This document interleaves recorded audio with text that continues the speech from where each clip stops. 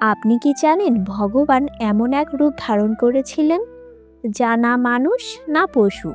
কেন তিনি এই ভয়ঙ্কর রূপ নিলেন? আজ আমরা জানাবো সেই রহস্যময় কাহিনী। শ্রীবিষ্ণু কেন নরসিংহ অবতারের রূপ নিলেন? হিরণ্যকশিপু কিভাবে অমরত্বের বর পেল?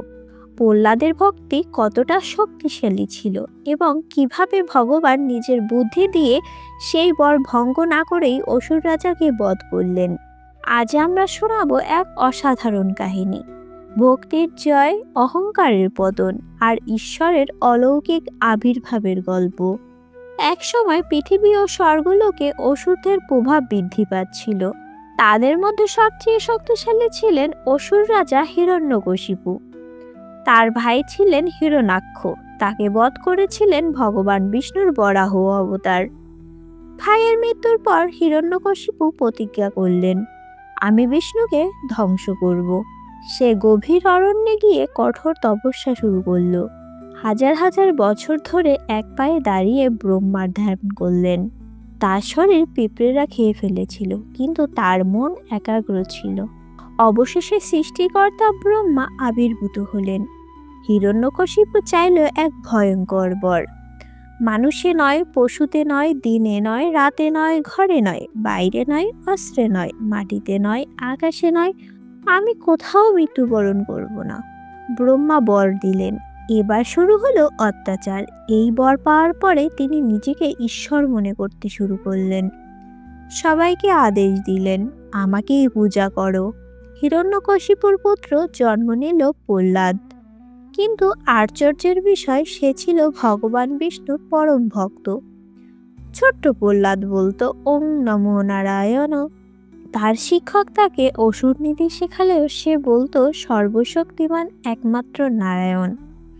হিরণ্যকশিপু ক্রোধে পাগল হয়ে গেল। সে প্রহ্লাদকে হত্যা করার নির্দেশ দিল।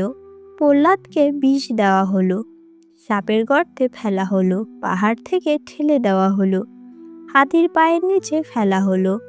কিন্তু প্রতিবারই অলৌকিকভাবে সে বেঁচে গেল, কারণ তার হৃদয়ে ছিল অটল বিশ্বাস।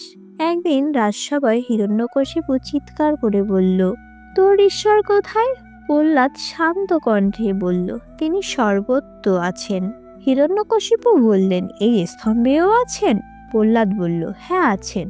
ক্রোধে সে গদা দিয়ে স্তম্ভে আঘাত করল। বজ্রের মতো শব্দে স্তম্ভ ফেটে গেল।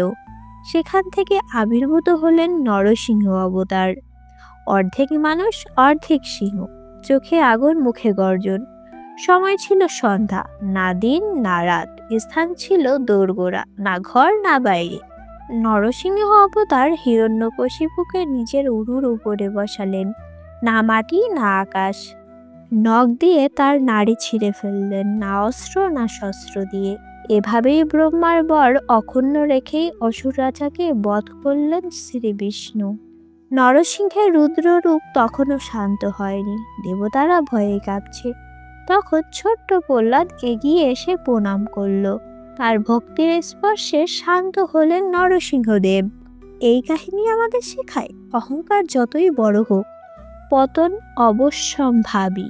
সত্যিকারের ভক্তিকে কেউ পরাজিত করতে পারে না। ঈশ্বর সর্বত্র বিরাজমান, ভক্তি শক্তির থেকেও বড়। যখন অন্যায় সীমা ছাড়িয়ে যায়, তখন ঈশ্বর নিজেই অবতারে রূপ নেন। ভক্ত প্রহ্লাদের জন্য যেমন এসেছিলেন নরসিংহ রূপে, তেমনি সত্যের জন্য ঈশ্বর সবসময় আছেন, সবখানে সব জায়গায়। এরকম আরও পৌরাণিক কাহিনী পেতে রাধিকা চ্যানেল সাবস্ক্রাইব করে পাশে থাকুন। জয় শ্রী বিষ্ণু।